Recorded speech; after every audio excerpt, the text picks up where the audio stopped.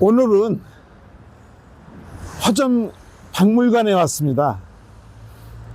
허준 박물관, 우리 강서구의 자랑거리죠.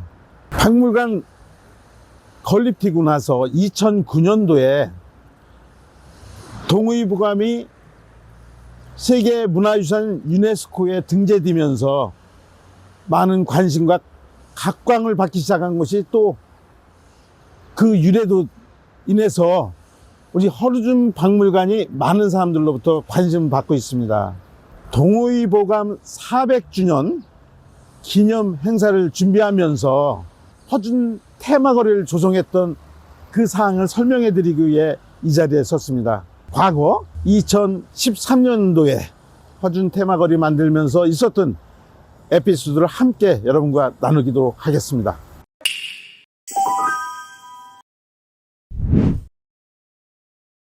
지역 입지적 여건을 한번 설명드려야 될 것 같아요. 2000년도 초반만 해도 이 거리가 우범지대였었습니다. 지금은 전혀 다른 환경으로 바뀌었지만 이쪽 자이 아파트가 들어서기 전에는 돌판지로 된 담장이 있어갖고 사람이 다닐 수 없을 정도로 우범지대였었습니다. 그곳에 사람이 찾아오고 허준 박물관을 빛내기 위해서 테마거리 조성하겠다는 계획을 마련하고 본격적으로 사업을 추진하게 됩니다. 이 사업을 추진하면서 애로사항이 정말 많았습니다. 여기 보시는 바와 같이 이곳이 녹지대입니다. 녹지대는 부서가 달라요. 공원녹지과에서 관리하고 이것을 설치하려고 했던 곳은 문화체육과였습니다. 이 공원녹지과에서는 녹지 훼손하면 절대 안 된다고 해서 노했고요. 제가 문화체육과장 하면서 이 우범지대를 활성화시키고 특히 동의보감 400주년에 맞추어서 무언가 새롭게 변화를 주지 않으면 안 되겠다는 일념으로 문화체육관광부의 공모사업에 참여해서 예산을 받아다가 사업을 추진합니다. 사업을 추진하면서 녹지과 직원도 설득시키고 많은 노력 끝에 이제 사업이 추진되는데요. 지금 이곳 도로에도 보면은 나무에 받침대도 전부 허준 테마와 연결시키는 스토리를 다 전개했습니다. 유네스코 등의 동의보감 이런 내용으로 해서 기록해 갖고 여기에 걷는 사람들이 의미를 다시 한번 부여하고자 하는 그런 취지에서 이 하나하나 조형물 모두 관심 갖도록 이렇게 만들었던 기억이 납니다. 지금 보시는 바와 같이 사후 관리의 필요성을 느끼게 하고 있습니다. 어떤 일을 하든 어떤 사업을 하든 일회성으로 그쳤을 때의 문제점이 노출될 수밖에 없습니다. 그 사업을 추진하고 나면 사후 관리를 해서 그것을 시스템화해 갖고 지속적으로 관리해서 그게 빛날 수 있도록 해줘야 되는데 관리가 소홀히 하면 오히려 장애인 요인으로 바뀌는 경우가 많이 볼 수 있습니다. 이런 부분을 좀 더 관리했다면 더 좋지 않았을까 하는 아쉬움을 가져봅니다. 가루동에 불법 첨지물들이 많이 부착됩니다. 그래서 그것도 예방할 겸 그리고 허준 테마거리를 강조하기 위해서 이걸 부착해 놓은 상태입니다. 그 후에는 여기에 불법 첨지물이 부착지 않는 예방하는 그런 효과도 이중적 효과를 보고 있는 그런 현장의 모습입니다. 양천길 입구에서 허준 박물관까지 약 한 350m 정도 거리가 되는데요. 이곳을 스토리텔링 거리를 조성한 거고요. 여기 스토리텔링 거리 조성하면서 있었던 이야기는 좀 이따 다시 보완하고 허준 박물관 뒤쪽에서 허준 선생님께서 허준 의서를 작성했던 그 동굴에 한번 가보시고 그쪽도 스토리텔링 그러니까 테마거리를 만들었던 그 한 모습도 한번 보도록 하겠습니다. 이곳이 공암바위라고 해서 동굴인데요. 허가바위라고도 하죠. 이곳에서 책을 집필하셨다는 동의보감을 집필하셨다고 해서 그 모양을 이제 만들어 놓은 겁니다. 이게 이제 허가바위라고 해서 지금 서울시 문화재 제 11호로 지정되어 있는데요. 지금 낙석이 떨어지고 그래서 출입을 통제하고 있습니다. 한 20년 전만 해도 훨씬 더 컸었습니다. 근데 점점 축소되고 있는 모습인데, 그리고 지금 이런 모습은 아니었겠죠, 과거에.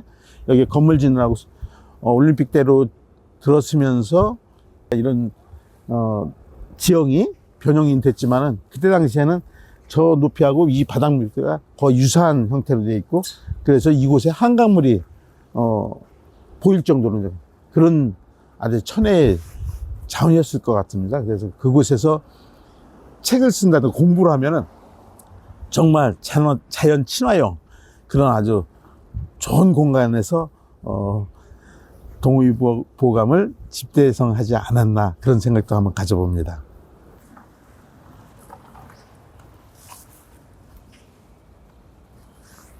저 허과바위하고 지면이 거의 유사했을 거라고 말씀드렸는데, 올림픽대로 들어서면서 여기 성토에서 이렇게 지금 지형 차이가 나는데, 여기 보면 그게 나옵니다. 공암 나루터라고 해서 위 앞에가 나루터였던 거죠. 배가 드러나들고, 그렇다면 역시 오히려 지금 굉장히 높은데 낮았을 거고, 그래서 이곳에서 배 타고 하는 그런 나루터였던 것을 이걸 보면 알 수 있는 그런 현장이 되겠습니다. 이곳은요, 동의보감의 내경, 외경, 침구, 잡병 여러 가지 목록이 이렇게 정리가 되어 있는데요.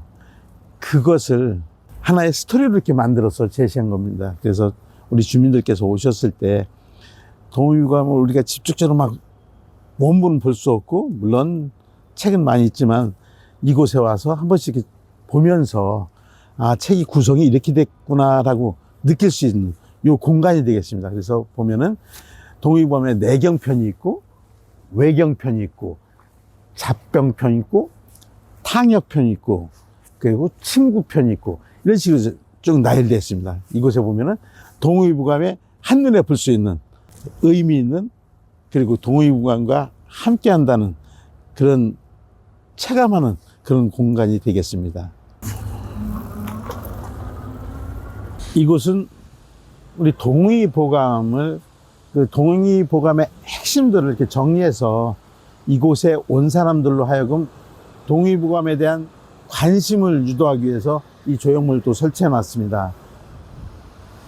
이게 지금 이 모습이 우리 의성 허준 선생님께서 집필하는 모습이고, 이 내용이 하나하나가 의미를 그냥 가치 없이 한 것이 아니고 하나하나 관련되는 연관성 있는 것을 이렇게 제시한 모습이 되겠습니다.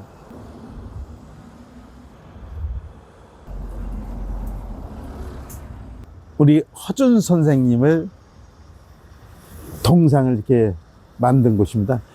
이 동상을 만든 작가가요, 위안부 소녀 그 동상을 만든 그 작가분이세요. 우리 의성 허준 선생님의 모습 가장 근접하게 했다고 많은 사람들이 말씀해 주시는데요, 이 동상이 그런 의미도 지니고 있습니다. 이 손을 잡고 있으면은 약효를 해서 웬만한 질병을 낫는다고 해갖고 여기 오면 악수하고 가는 사람들 많이 있습니다. 그런 곳이기도 합니다.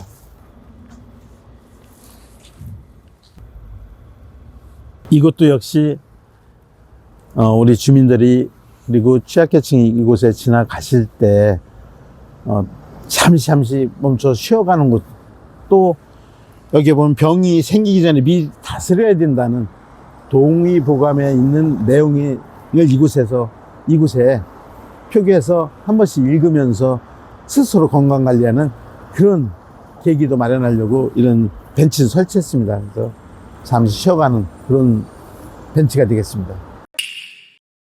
허준 선생의 이야기를 이렇게 풀어놓은 겁니다.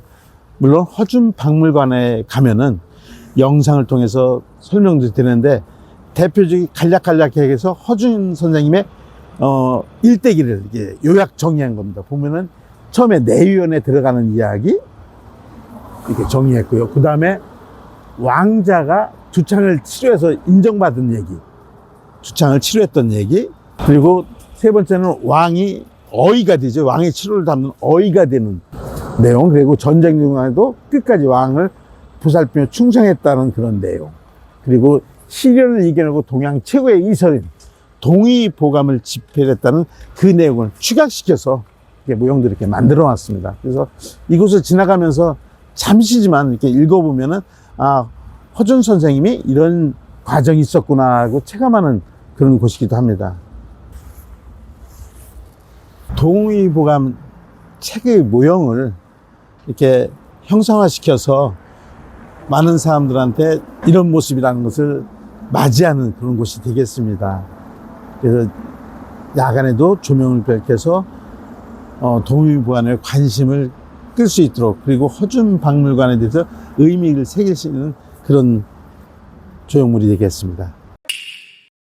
이곳에 오시는 우리 구민이나 외부 주민들, 그리고 우리 국민들께, 외국인도 마찬가지죠. 이곳에 와서 이곳 테마거리가 여기서부터 시작된다는 것을 보여주는 거고요. 이제 고마운 것은 사실 이거로도 끝날 수 있어요.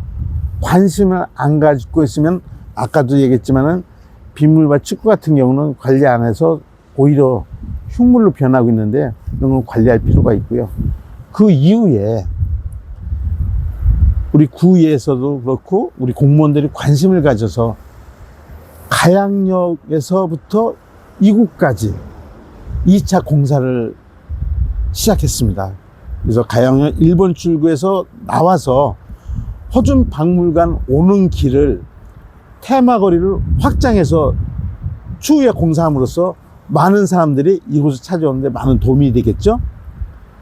이제 그게 2단계, 이게 1단계 공사였다면 2단계 공사고, 그 3단계 공사 또 진행해야 되겠죠. 그래서 허준 박물관에 대한 관심도를 더 높이고, 사실 우리 국민들 중에서도요, 55만 국민들 중에서도 허준 박물관이 어디 있는지도 모르는 분들이 계실 거예요. 그러니까 그런 분들을 위해서라도 좀 더 관심을 기울여서 허준 박물관을 홍보도 하고, 그리고 이곳을 더 정비할 필요성이 있겠다는 생각이 들고요. 앞으로 제가 그런 역할이 주어진다면은 문화가 복지의 최고임을 입증하는 그런 역할을 하겠다는 다짐을 해봅니다. 감사합니다.